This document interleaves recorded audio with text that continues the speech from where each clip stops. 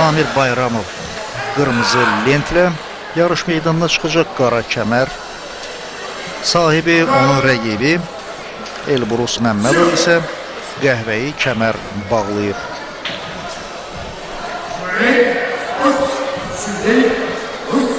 Kyokushinkai təlimi bu karatenin dediyim kimi ən sərt üslublarından biri hesab olunur. Vaxtilə Matsutasu Ayama 1950-ci illərdə, 1960-cı illərin əvvəlində bu döyüş təliminin əsasını qoyarkən ona əbəs yerə belə bir ad verməyib. Mütləq həqiqət axtarışı, yəni insan nəyə qadir olduğunu, özü haqqında mütləq həqiqəti bilməlidir və bu yolda irəliyə doğru inamla getməlidir. Lakin bu yolun sonu yoxdur.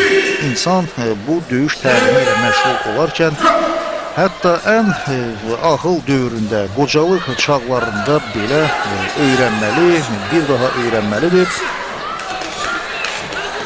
Başqa sözlə Matsutasu Ayamanın da dediyi kimi bu döyüş təliminin imkanları nəhayətsizdir və hər dəfə onu öyrəndikcə yeni maddələr, yeni müddəalar aşkar olunur və hər dəfə də bunları öyrəndikcə onların kəmərinin rəngi də dəyişilir. Bu barədə mən birinci reportajımızda qeydlər bildirmişdim. Bu rəng dəyişmənin, yəni ağ kəmərdən qara kəmərə doğru irəlilədikcə onların rənginin dəyişməsinin mahiyyəti nədir?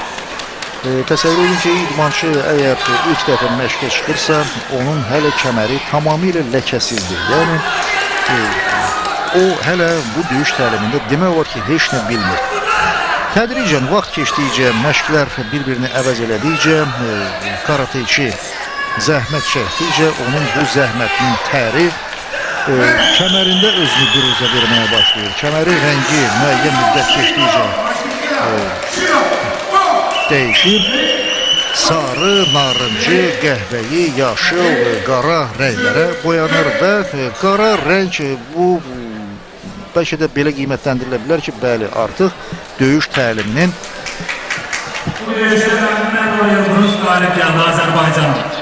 bütün sirləri öyrənilib, amma belə deyil. Matsutasu Ayama qeyd edirdi ki, əgər idmançı 10-cu dan qara kəmər dərəcəsinə layiq görülübsə, yəni onun kəməri artıq qara rəngdədirsə, bu da hələ onun heç də kamillik dövrünə qədəm qoyulur. Əliyev Akşin, Azərbaycan 7-ci yer, Hüseynov Ruslan, Azərbaycan 8-ci yer. İdmançı yenə də öyrənməlidir və bu zaman qara kəmər də tədricən didilib, yenə də ağ rəngə boyanır və hər şey yenidən başlanır.